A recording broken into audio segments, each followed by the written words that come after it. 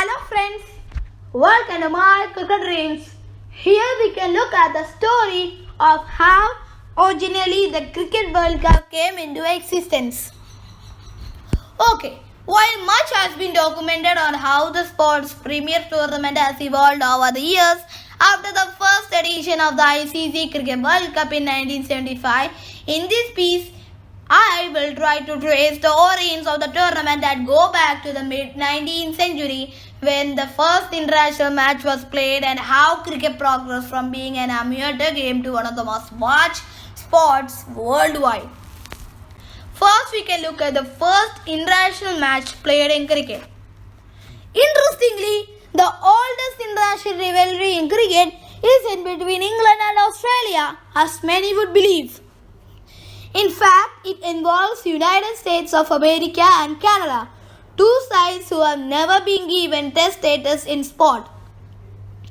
Canada, then referred to as the British Empire Canadian province, travelled to the USA in September 1844 to play a match against the host, St. George's Club Ground in New York, which is recorded as the first ever match in which an international side travelled to another country to play a match involving two teams that represented their respective countries.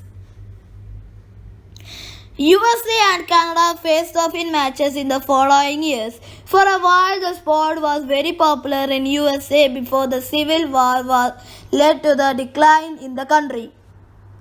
Now we can look at the first official test match.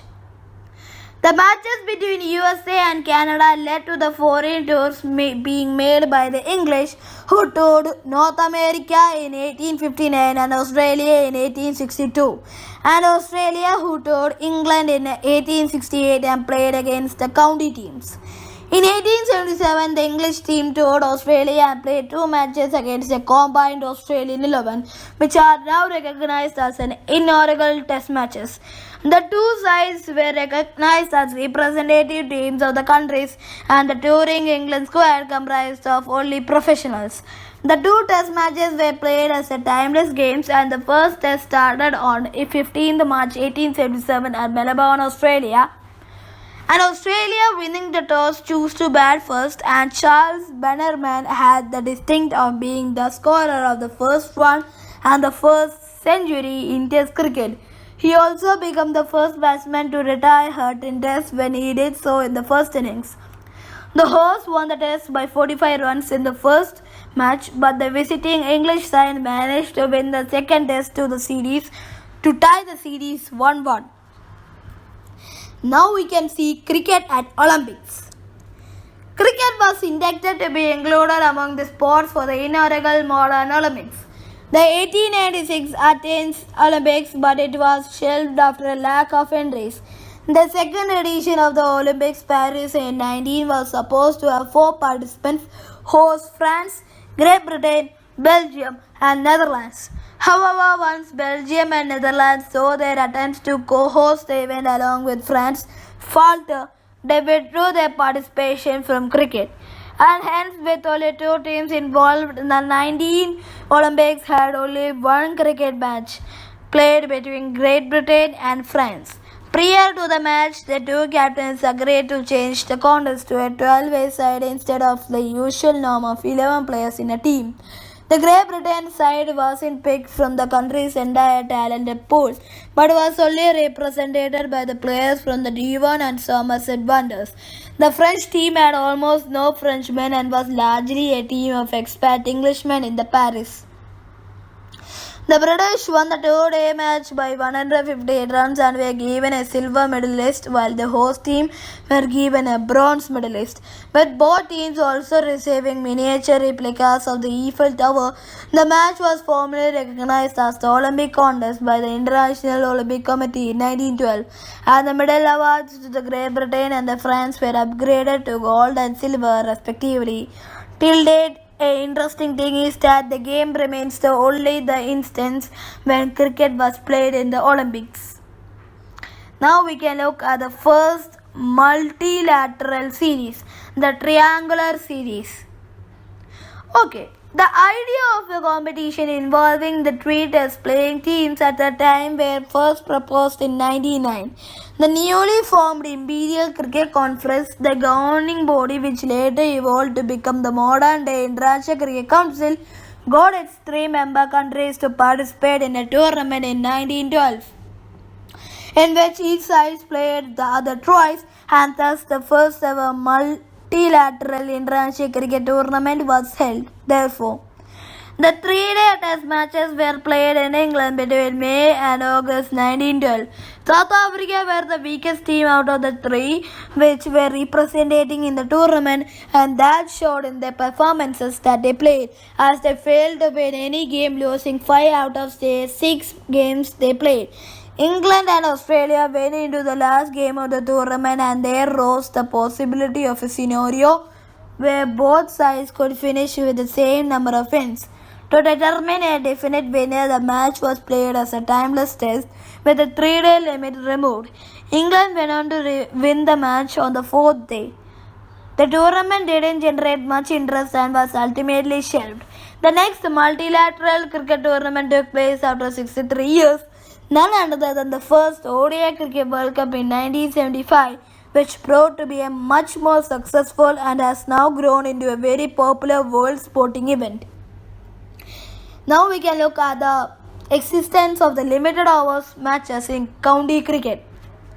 In the early 1960s, if you see, the English Cricket Authority started exploring the ideas of having a knockout tournament with one-day matches, which had one innings a side format. The Secretary of Leicester, Mark Turner, coordinated a four-team event named Midlands Knockout Cup in 1962.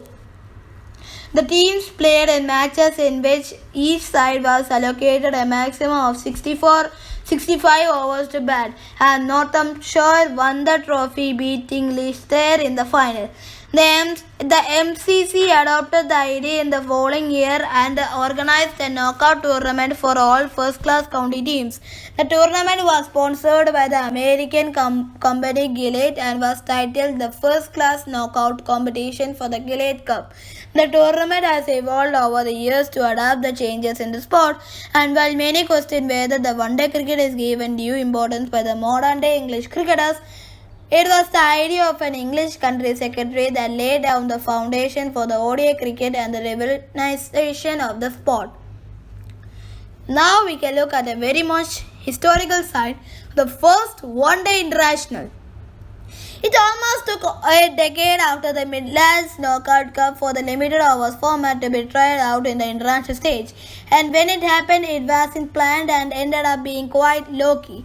While Australia had a limited overs tournament in their domestic structure introduced in 1969-1970, the England tour of Australia in 1971 didn't include any ODIs in the schedule. The three test match series saw dual draws in the first two games, and there were fears that another boring draw could reduce the interest in international cricket. The third test in Melbourne was disrupted by rains, and the authorities risked severe losses.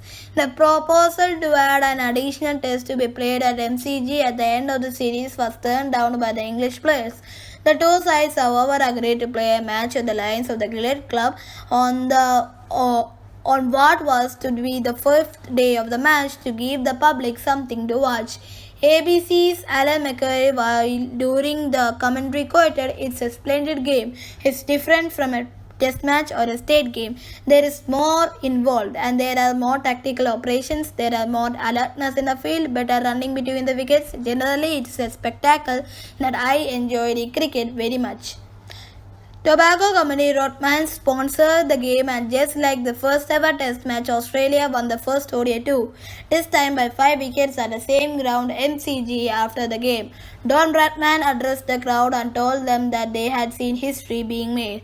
Recollecting the match later, Greg Chappell said that, "I think everything sort of so one-day cricket has been an add-on and a bit of fun to be had on a side occasionally in a situation like that, basically.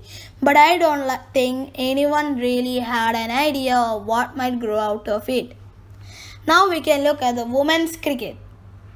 The women's cricket variants far behind their male counterparts in the sport, and their first test match in women's cricket was played in 1934. Soon after, the first ODI was played in 1971. Talks led by the Englishman Jack Howard of the organisation of a Women's Cricket World Cup started.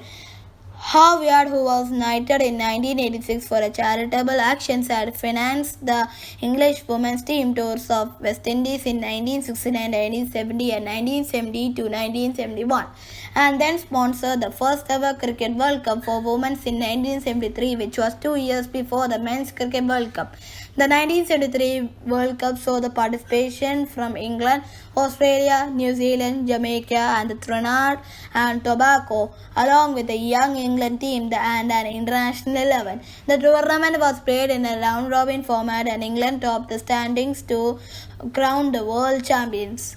Foundations for the 1975 World Cup.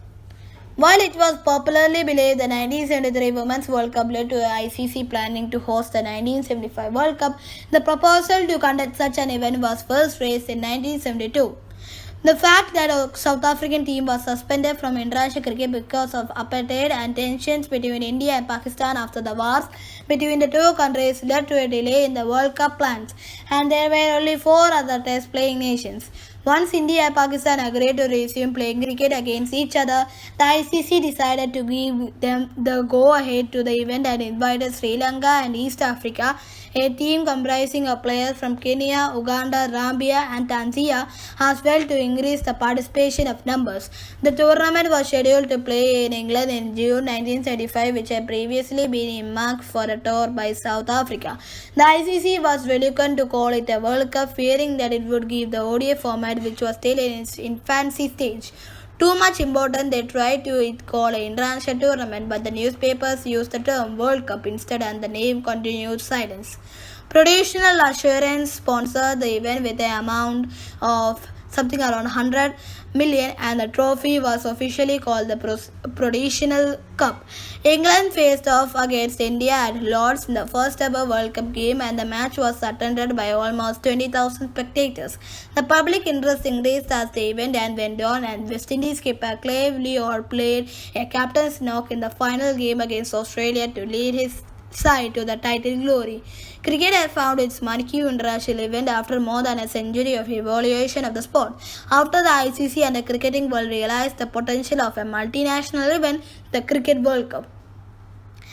Thank you for watching my channel. Kindly like, subscribe and comment. And for more such notifications for the world cricket, kindly subscribe channel and also kindly like, share and comment the video. Thank you.